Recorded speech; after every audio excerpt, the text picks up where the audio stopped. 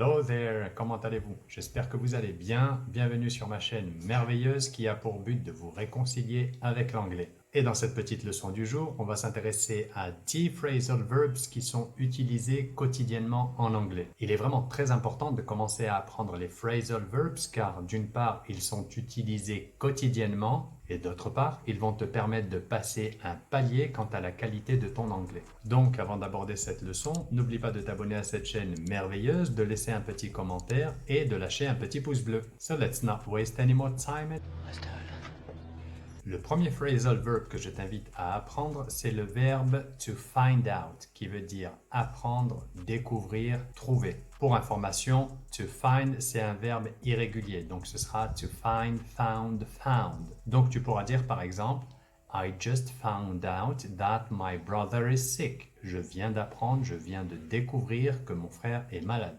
Oh, you mean when they find out that you've helped us, they're going to kill you? Un autre verbe à particules, un phrasal verb que tu dois absolument apprendre, c'est mettre un vêtement. Je pourrais dire par exemple, I put on a hat. Je mets mon chapeau, je mets un chapeau. Do you want to put on a hat? Comme tu es quelqu'un de très affûté, très intelligent, je suppose que tu vas déduire quel sera le prochain verbe à particules. Par déduction, le verbe suivant sera enlever un vêtement. Donc pour dire j'enlève mon chapeau, je dirais I take off my hat. I take off my hat. All right, come here.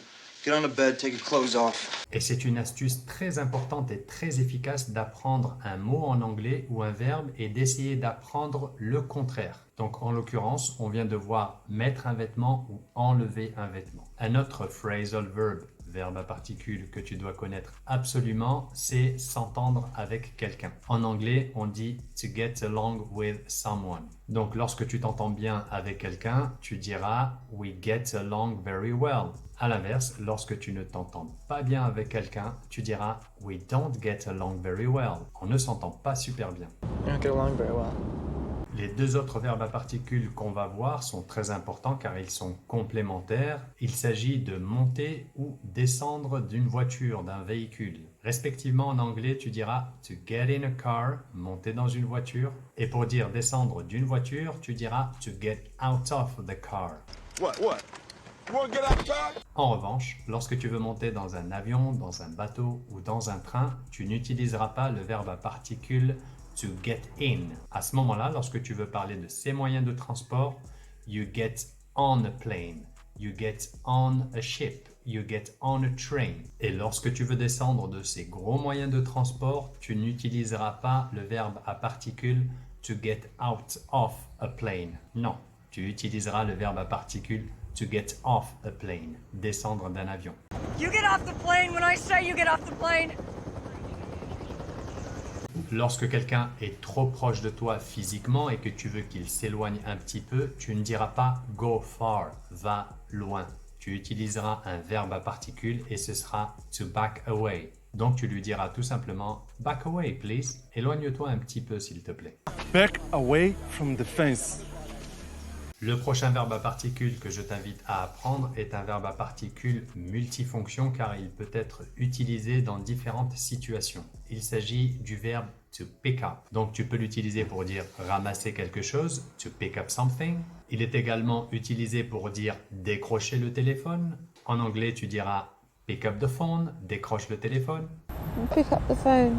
Donc, si tu appelles quelqu'un et que il ou elle ne te répond pas, tu diras he didn't pick up ou she didn't pick up. Et tu l'utilises également pour dire aller chercher quelqu'un, passer prendre quelqu'un. Donc, pour dire peux-tu me récupérer, tu diras can you pick me up? Can you pick me up? I'm scared. Le prochain verbe à particules que tu dois apprendre est très courant. Il s'agit du verbe poser, déposer qui se traduit en anglais par to put down. Donc par exemple, pour dire j'ai déposé le livre sur la table, tu diras I put down the book on the table. Fucking robbery. Put down the gun. Les deux verbes à particules suivants, tu dois probablement les connaître, mais tu dois les utiliser correctement. Il s'agit du verbe to wake up, qui veut dire se réveiller, et le verbe to get up qui veut dire se lever. Attention, ces deux verbes n'ont pas la même signification. I usually wake up at 5. D'habitude, je me lève à 5 heures. But I don't get up right away. Mais je ne me lève pas tout de suite. Wake up, get up, wake up. Le dernier verbe à particules que je t'invite à apprendre, c'est to give up, qui se traduit en français par abandonner ou arrêter de faire quelque chose. Donc par exemple, pour dire n'abandonne jamais, tu diras never give up. I shall never give up, je n'abandonnerai jamais.